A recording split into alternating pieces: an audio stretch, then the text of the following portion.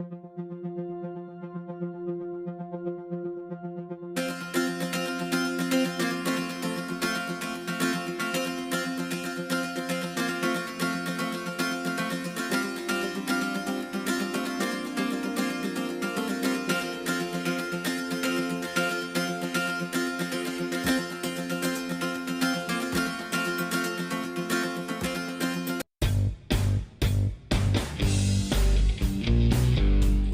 recipe for great food is simple. Make it fresh.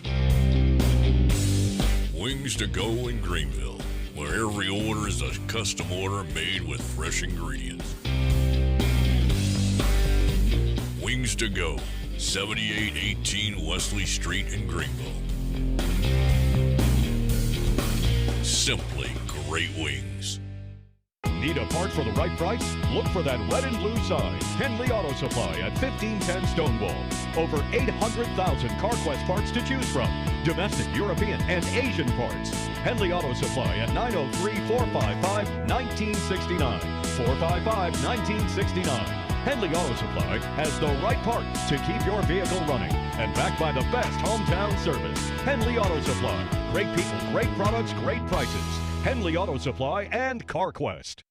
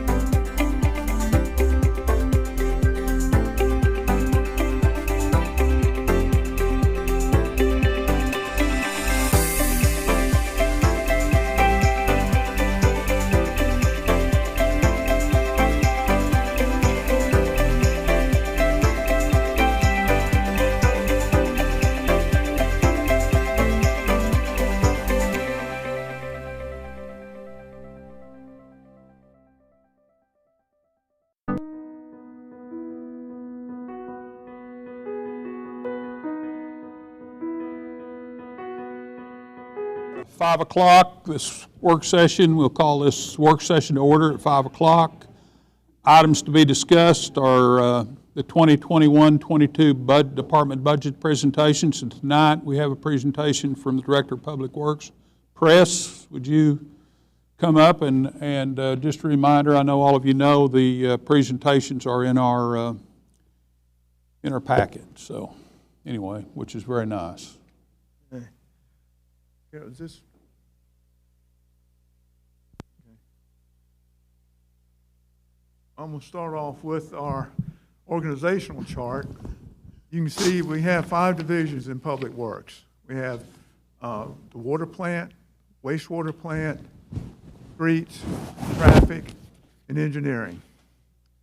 And right now, we have a total of 71 authorized positions. We have, I think, 7 or 8 highlighted positions which are open. We've had a tremendous amount of difficulty trying to fill in the positions, particularly in the streets department. And I've showed in the engineering department over here an open position. We're requesting, and you see later on in the slides, requesting an additional inspector to help us out with the bond issue and all the work we have going right now. This is our budget, how it's split out between Public Works Administration, streets, traffic, and all of them. You can see it's pretty well, distributed. I'll go back somewhere.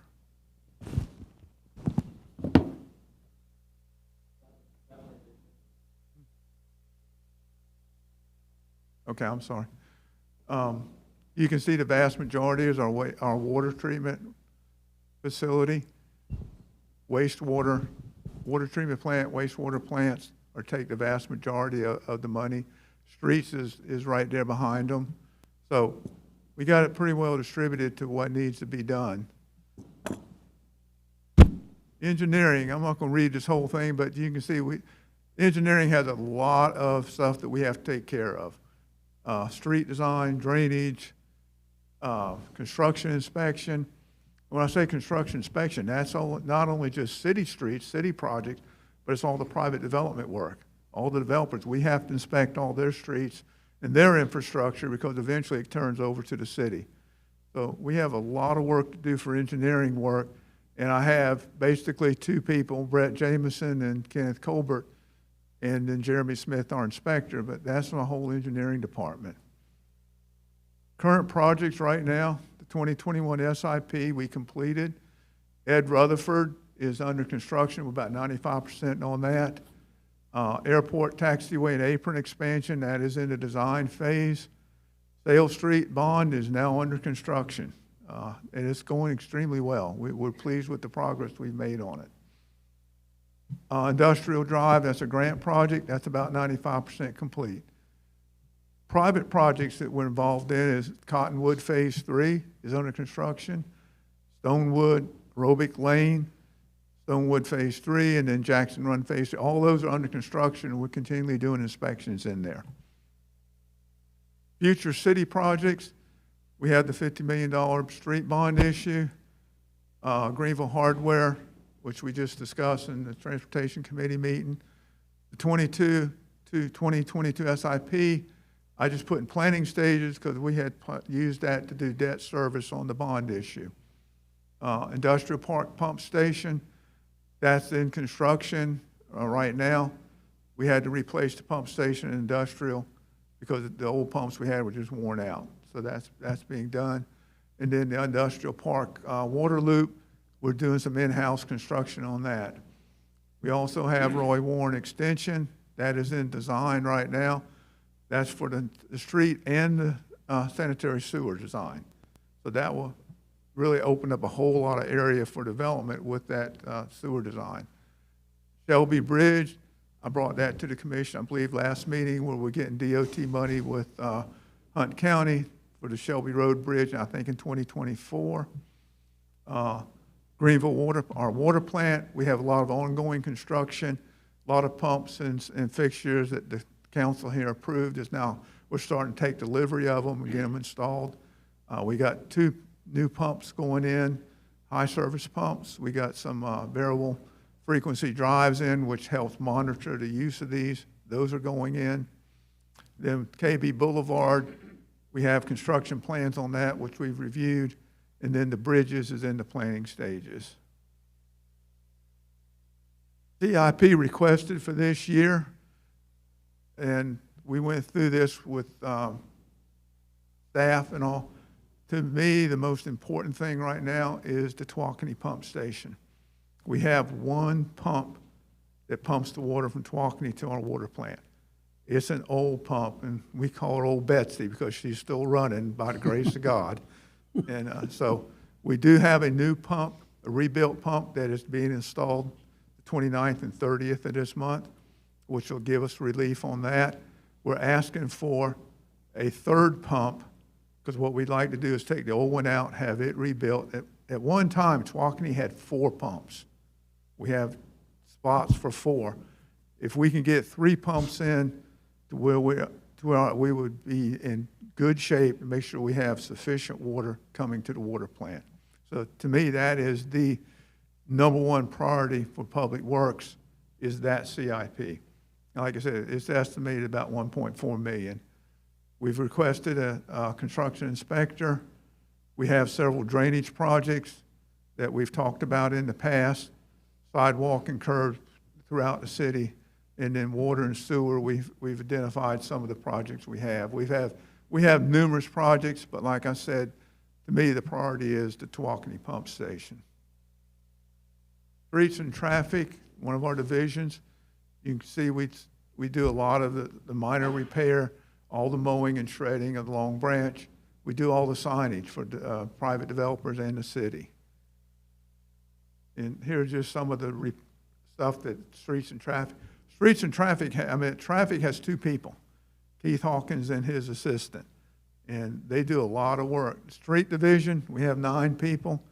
We have 2 people in the patch truck. We have 1 in the sweeper. So we've got 6 people to do all the work done on the street department. And so you can see we have street repairs, pothole patching, drainage maintenance. We also get into substandard housing demolition. We can spend almost a week taking a house down and hauling it off. Traffic division does all our barricades and signs for all our events, stop signs, all our regulatory signs, pavement striping, small amounts of pavement striping.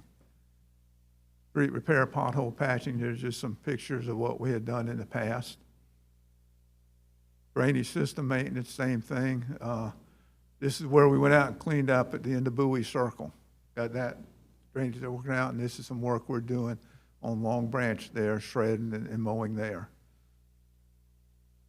Substandard, like I said, we do substandard demolition also. And like I said, pavement marking and striping, we do that, guardrail repair. Then we go to our wastewater plant. I think a lot of y'all were able to tour that here a month or so ago and saw the kind of the magnitude of what we're dealing with. But 24/7 operation, we do over 3,700 maintenance tasks a year. We got large pumps, blowers, maintenance, so that's a full-time operation out there. And I will say this, Bill Irwin that runs our sewer plant does an extremely excellent job out there. He keeps that thing running just as smooth as it can. Plant is operating under a TCEQ permit. We're rated for 6 million gallons a day. We're receiving about 4, not 43, but 4. I know, I gotta go. How do I go back again? That answered my question. Wait a minute, I gotta go back somewhere. Carol.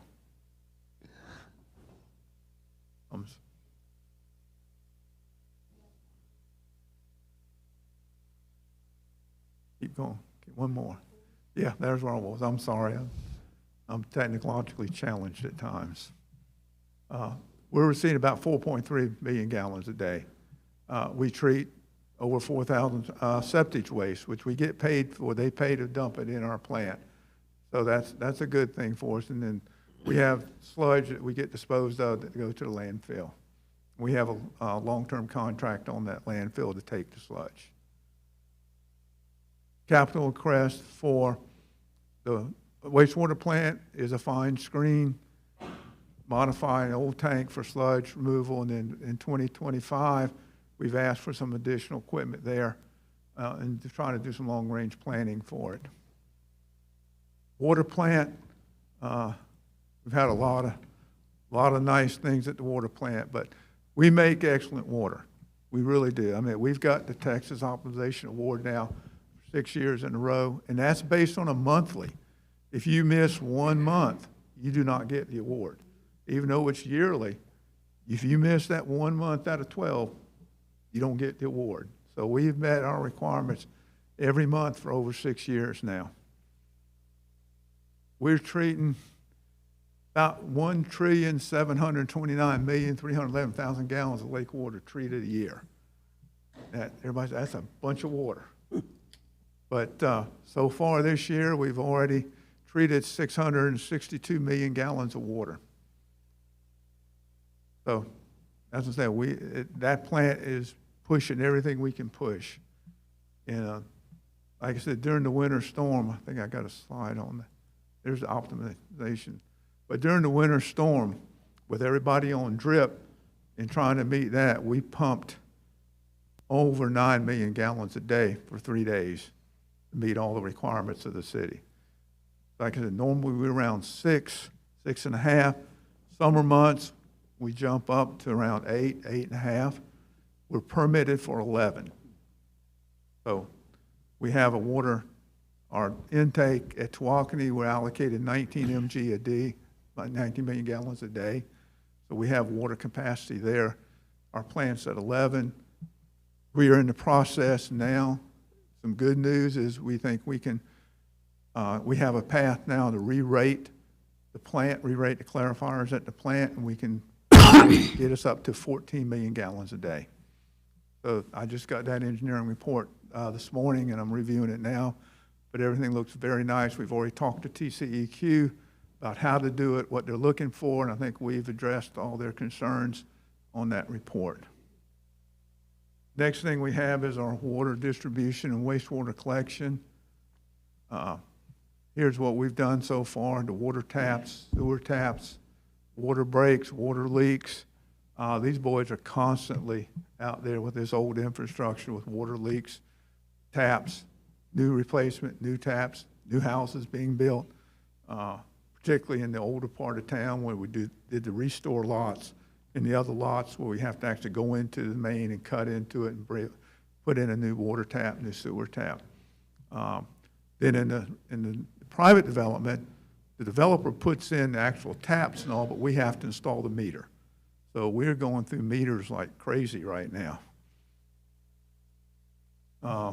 Utility, a couple years ago, the council approved a construction crew. Last year, we completed Borland Street, which is 1,300 feet of pipe. We saved about $78,000 doing it in-house. Spencer Street, we replaced about 3,000 feet of pipe. New services, we saved about $170,000 there. Carroll Street, we just finished up Carroll Street with new sewer, new water line there, new taps on Carroll. Saved about $200,000 on that. So it's been very beneficial having that construction crew. Wastewater collections, same thing. You can see we've done sewer stops, line stops, main lines. Sewer mains, 2,000 feet, 3,000 feet of line. So those boys have been extremely busy. And we have household hazardous waste where we collect flammables, corrosives, all that. And that is in pounds. I was corrected. We actually weigh all this stuff in 5-gallon cans, or the gallon cans comes in. And so that is pounds. So we took in 18,000 pounds of tires. So we have a recycle place that takes them. Public Works requested positions. Like I said, we have an opening now for a wastewater plant operator B. I think we just had one retire here in the last month or so. Engineering, we're asking for the construction inspection.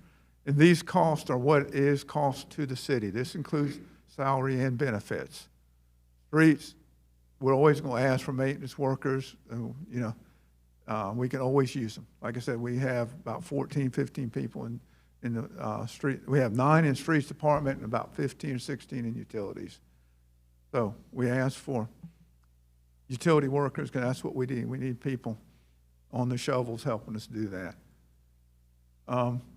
Here's something I'm very proud of. This is our accomplishments last year. We, with council's permission, we entered into a contract with Big City Crushing. We did concrete crushing. And we took all the old concrete we had around town, and we hadn't put a dent in it.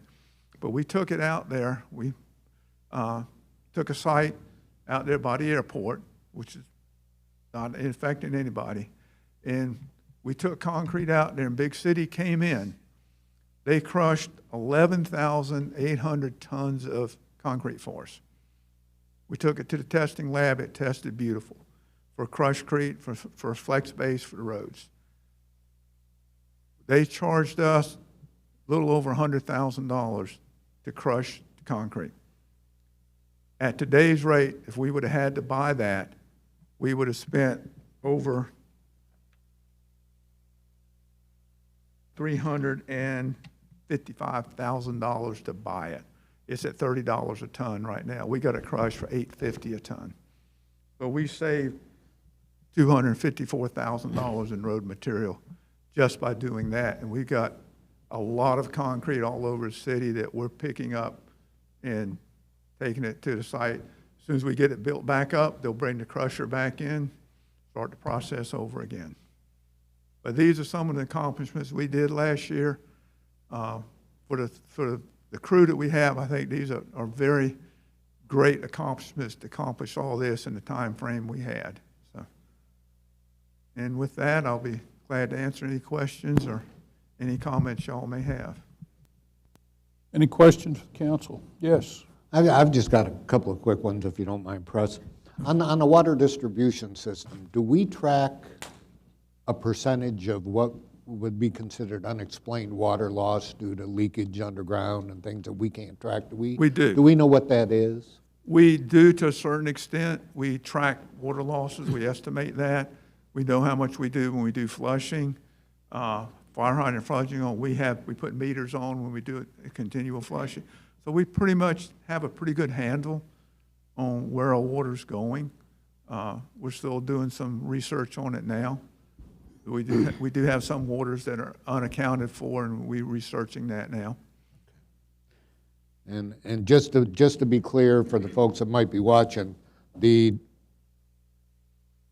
amounts of salary for these positions are including all benefits, all insurance and everything else, everything that the city has to pay to maintain that position on the payroll. That is correct. Okay, thank you. Are there any other questions? Yeah, I had a quick question, Press. The requested positions here, that's in addition to what was shown on the previous slide, the 71 positions? Yes, sir. Any other questions? Looks like you, just doing some simple math, saved us over $500,000 this past year on a couple of things that you did. And yes, sir. I always like to think of things in terms of the tax rate. I guess our tax rate's going to represent probably $250,000 or something like that this year. So you saved us 2 cents on the tax rate. Yes, sir. Upcoming, probably, hopefully. So that's outstanding. Any other questions? Anybody have? Thank you very much. Good presentation. Appreciate it. And next we have Kevin Banks to talk about tourism, CVB. Hello. Good evening, Mayor, Council, almost Council. Thank you guys so much. So I'm going to change the subject completely. We're going to talk travel and entertainment. So hopefully I'll make this interesting for you. First, we're going to talk about the tourism part of my job. And I'm going to start with my extensive organizational chart. So just showing you that there's half of me and 1/4 of an engagement coordinator. So there's less than one person dedicated to tourism for the city of Greenville. So I just want you all to remember that.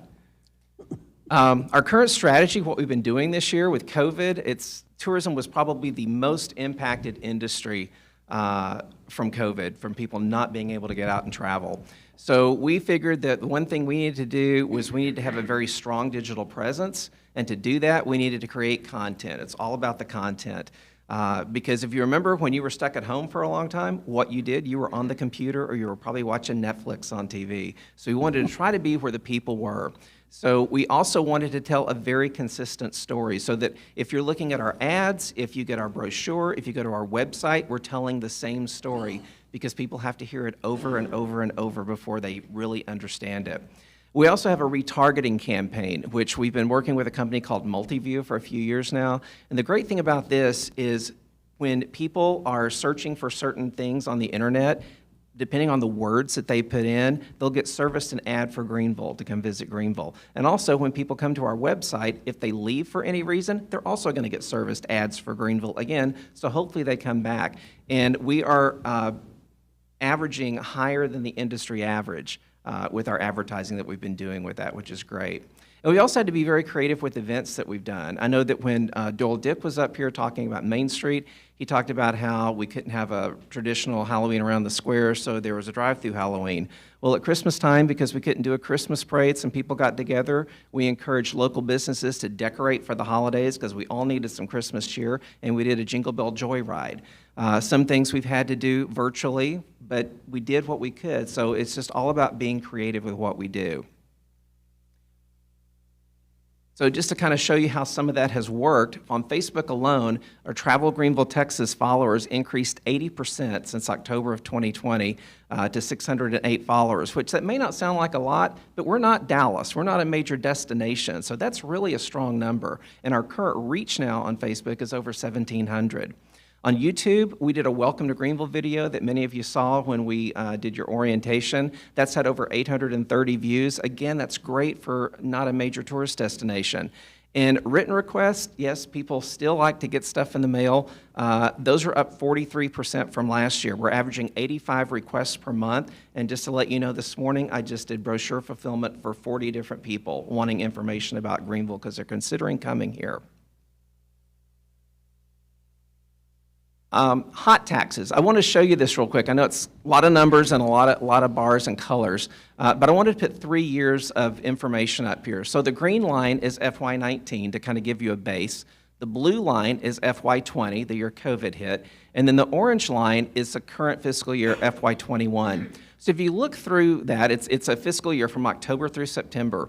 If you look at April, they're in the middle, the blue line, you see that's when everything started getting impacted by COVID. So the tourism hot taxes dropped way off. It's even more abysmal in May. That was horrible.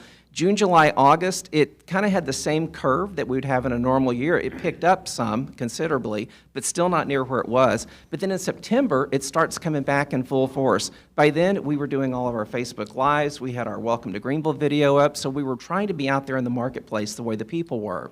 Then if you go back to October and look at the orange line, we're almost back to where we were pre-COVID times. And if you look at March and April, we've been way up from where we were. So that's a great story. As far as we're concerned, our hotel occupancy tax is back. And people are coming to Greenville, they're traveling, and there's still a lot of people interested in coming to Greenville. So looking ahead at FY22, our strategy is very similar to what it was before.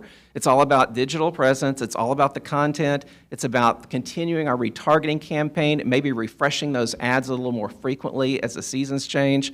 We still want to tell the consistent story, but the two changes for this year I want to do is I want to really work to capture that I-30 audience, the drive-by people, because let's face it, we're a drive destination. People are going to drive to Greenville. They're not very few.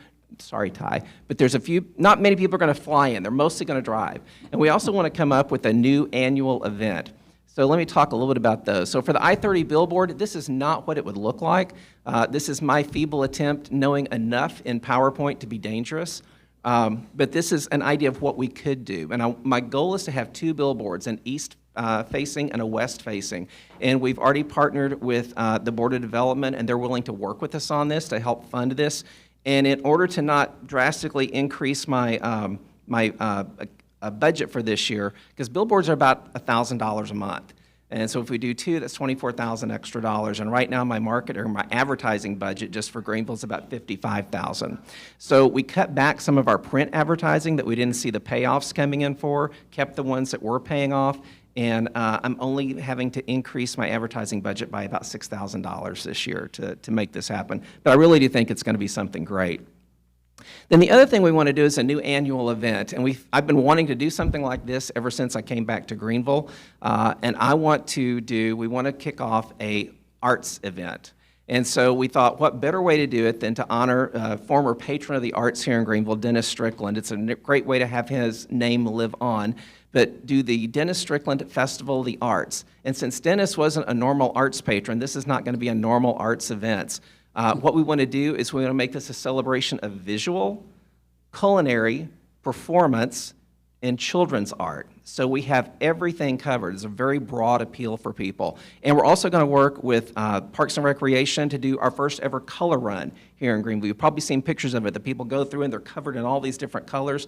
But I think this could be a really fun event. And I also want to partner with the fire department as well as the planning and zoning, because I'd like to try to see if we can use some of our empty storefronts in downtown to create short-term pop-up galleries and theaters. So we could have like a black box performance space. So if a group wants to come in and do a little play, if they want to do an acoustical set, something like that, we can try to utilize some more of the spaces in downtown. And we'd probably look at doing this in the spring, because we have a lot of fall events, but this would be a good, strong anchor for the spring moving forward. Looking beyond FY22, hopefully we'll get more staff at some point. My dream is to have a welcome center, and I said a lot of these things last year, but since most of you are brand new, I wanted to repeat it this year for you. But I'd love to have a welcome center, probably right off of Interstate 30. So as people do take that exit and come into town, there's something right there for them to go to get information. And a great way to staff it is to use ambassadors. So if you look at the Greenville Chamber of Commerce, they have a fantastic ambassador program. They're all volunteers. No one's paid to do it. But they go to so many different events to represent the city at chamber events. Well, we could have the same thing at a welcome center and have ambassadors staff it, because I guarantee you there's people that love this community that would like nothing more than to be there and talk to people that are coming to visit and make recommendations and tell them what they think they should do and what they should go see and eat. So I think it would be a great way to do it, and it would just be a great way to involve more citizens in the community. So that's the tourism side. Any questions on that? Any questions? Okay, now we'll go to Well, I have one question. I noticed, I'm really excited about the billboard. I know. I am too. Thank you. Rockwall has a billboard you've probably seen. I think it's around I-30 and 1565 exit. You've probably seen that. And I saw it today, and I was hoping that we could do something to one off on that at least, or two off, it sounds like. Yeah, I really want to try to do one, again, east-facing and west-facing, because there are different audiences that come through. Because we want to capture the folks coming from other towns in East Texas, but we also want to capture people coming over from Dallas-Fort Worth as well. Okay. And the cost on those is about $1,000 a month? About $1,000 a month. And so like I said, working with the Board of Development and cutting some other print advertising that's not as effective, we can do it for a minimal increase in the advertising budget. Okay, next I want to talk about the Greenville Municipal Auditorium. And it's got a very similar story. Obviously, COVID really impacted performances, as I'm sure Tim Cruz can attest to. Again, here's our team. It's the other half of me, another quarter of Bridget, but this time we have a whole lot of volunteers that help us, because we have no ushers, no ticket takers, none of those people. Those are all volunteers that come in and help us when we have a big performance, and we could not do it without the volunteers here in the community. So our current strategy, we're doing less programs and less events that are sponsored by the city, and we're relying more and more on promoters and partners to come and bring the entertainment. Putting on a show is a very high financial risk. Not many of them actually make money. And so you're kind of putting the city in limbo when you sponsor a whole lot of concerts. We're very fortunate that we've now gotten a reputation of being a great place to come to with great service. It's a wonderful facility. And so we're relying more and more on those partners. So I listed a few. You probably all know these people. Greenville Entertainment Series, the Greenville Family Theater. Matter of fact, they moved in just today, and they'll be there for a month.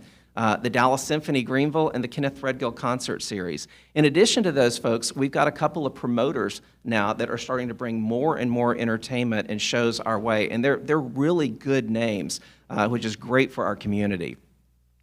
And I wanted to show you this. This is the number of events and the type of events per year. So I did it kind of in a graph to visually show it. So the first one is FY17, and if you look at the blue are concerts. The orange are recitals, so dance recitals for studios. The gray is either a play or a musical, and the yellow is other. So that would be something like maybe the Greenville Lions Club bringing in a magician, or the Hunt County Courts doing their jury duty selection. So if you look at FY17 and 18, we were pretty flat. We were roughly around 37 events per year. FY19, we shot up to 47 events, which was great. Now, the mix of those events is a little bit different, but it's just having the facility utilized more. Then COVID hit in FY20, and we dropped way down, but I'm still excited that we're able to do as much as we did. But if you look at FY21, this year, we're higher than we were in FY19 as far as the total number of events happening. And then I put FY22 up there because that's what's already on the books. So looking at the way that we're booking things right now, we're going to be probably even with or higher than where we are this year. So that's really exciting that that's all coming back. So the FY22 plan, it's pretty much the same as where we are. Continue this less events sponsored by the city and more presented by promoters and partners.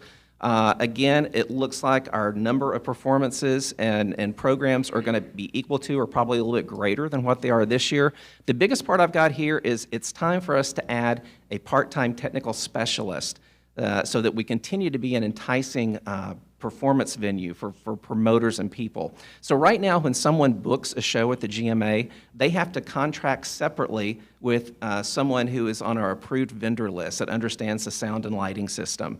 And there's a whole lot to that. We just put in a $50,000 digital sound system a couple of years ago, which has been huge for the venue. But it's a hard job. So what would ideally happen is this person that we'd bring on staff didn't need to be full-time because we don't have enough shows yet, but we're going to get there. But what would happen is once the people book the venue, they would meet with the technical specialist. The specialist would assess their needs of what they're going to need. They could tell them everything that we've got, any additional equipment they might need to bring in. They would make sure on a regular basis that everything is running properly, because I can't tell you the number of times that people come to me now and say, oh, the spotlight's broken, or oh, this microphone's not working, or oh, this isn't working. And we just don't have the staff to take care of that at this point. But this would be someone that could ensure that everything is always up and running and ready to go. And then hopefully on the night of the people's events, they would actually be running the sound and lighting for them. So it's a great thing for the city, and I think it's what we need to do at this point to take the venue into the future. And just to let you know, one of the places I benchmark against as far as what they do is the Iceman Center in Garland. It's a fantastic facility. They're much larger than us. They have multiple performance spaces within their venue, but they have a technical staff of 5, 2 full-time and 3 part-time. And I talked to them and got some information from them as far as what they would even recommend and how we would go about this. So I feel pretty good about what we have presented to HR and what you'll see more of when you see the budgets. What's happening for the rest of this year? Well, it's really good. Like I told you, Greenville Family Theater just moved in today, and they'll be doing 6 performances of Disney's Newsies, and that's going to be July 9th, 10th, 16th, and 17th. And then coming shortly after that is going to be Gene Watson in concert. Again, a promoter's bringing Gene Watson in. We're not paying for it.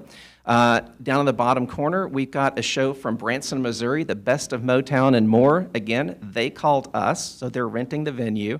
And then also the same promoter bringing in Gene Watson is bringing in the Gatlin Brothers in August. So again, we're selling the tickets. We get a little bit of money off the tickets, but we get the rent, and the city's not in any financial risk. And looking ahead, already on the books for FY22, we have Johnny Rodriguez coming after October 1st. I'm very excited that the Dallas Symphony is coming back. Their first concert will be October 1st, actually on that evening. Mickey Gilley is coming. Crystal Gale is coming. We're going to have Ben and Noel Haggard here as the headliner for the Bob Wills Fiddle Festival at the end of October. And I just have the contract on my desk, and we're getting stuff together for the Russian Ballet Theater, the Russian Ballet Theater, and they will be doing Swan Lake in March of next year at the GMA. So and this is just scratching the surface of what we've got. There's a lot more already on the books, but these are some of the bigger names. So it's very exciting. It's a great time to be there, and we're super excited that we're able to bring such a variety of entertainment and stuff to citizens. So any questions about the GMA part? Any questions? I have a general question, Kevin. Sure. What percentage of the GMA's budget is actually covered by revenues that are brought in by the GMA? I'm sorry, I didn't hear the very last part. Covered by revenues. How much of your budget is covered by your own revenues? Very little. The hotel occupancy tax pays for the GMA, and for the revenues that we bring in, it's a very small part. Running a performance space or a theater like this is not a big money maker. It's really definitely there for the quality of life for the citizens. I can honestly say that. No, that's great. Thank you. Yeah. Any other questions? I have a question. We've been in the process of upgrading the GMA over the last 2 or 3 years. Are we up to date now? No. Okay. We have, something I did not put in this because it's kind of a separate issue. We have been working diligently, Daniel Ray's been on this with me, to create a nonprofit, a 501c3. It's the GMA Foundation, and it's a money-making nonprofit for future capital improvements so that we don't have to rely on hotel occupancy tax to do it. You know, we saw that when we did the SEEK campaign, the citizens of Greenville and local businesses donated almost $500,000 to get new seats. So we know that the people care about the venue. We are this close, literally, to launching the website, and right now the board is making some final decisions on the first key project that they want to tackle. And it's a really exciting project. I've got a long laundry list of things that I'd like to do to the venue. Like we need a new lighting system. Our lighting system is antiquated, but that's almost $250,000 to get the lighting system that we need. There's a whole lot of different things. But anyway, the board is very, very involved, very active, and you'll be hearing a lot more about that, hopefully before the end of the summer. I feel confident that we'll be announcing some things at that point. Are there any of the things that could be included in the budget? One thing that I know we have to do no matter what is to repair the plaster on the walls again. This will be the third time in 6 years, but we think we finally have it solved because we had a bad roof, and we spent $160,000 to put a new roof on the building this year, and that was in the budget.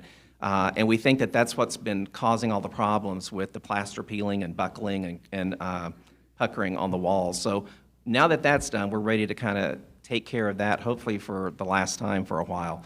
And that's probably like maybe $20,000 or $30,000, something like that.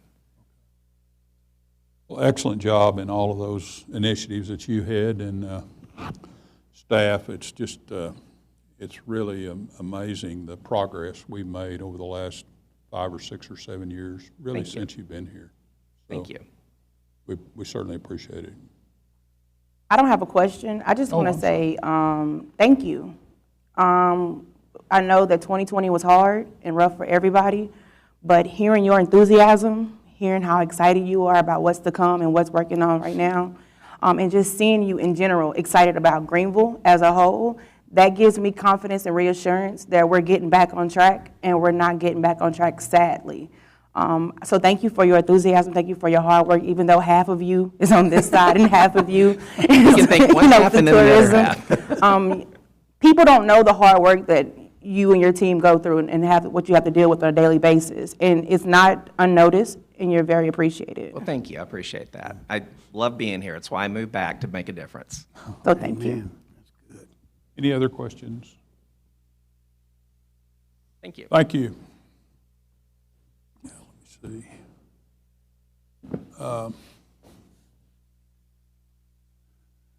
I'd like to go in executive session on an item that's on the current agenda. Could we do that? It's a brief issue. So at this time, we'll go into executive session. Do I need to name the item, Daniel, or just which item it is on the agenda, or shall we just go into executive session? It's a contractual issue. No, you can.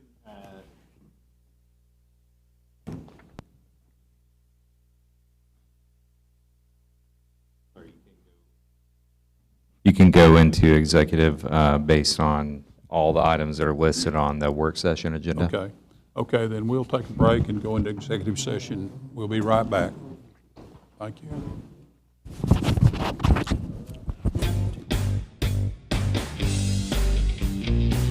The recipe for great food is simple. Make it fresh. Wings to go in Greenville, where every order is a custom order made with fresh ingredients. Wings to go, 7818 Wesley Street in Greenville. Simply great wings. Need a part for the right price? Look for that red and blue sign. Henley Auto Supply at 1510 Stonewall. Over 800,000 CarQuest parts to choose from. Domestic, European, and Asian parts. Henley Auto Supply at 903-455-1969. 455-1969. Henley Auto Supply has the right part to keep your vehicle running, and backed by the best hometown service. Henley Auto Supply. Great people, great products, great prices. Henley Auto Supply and CarQuest.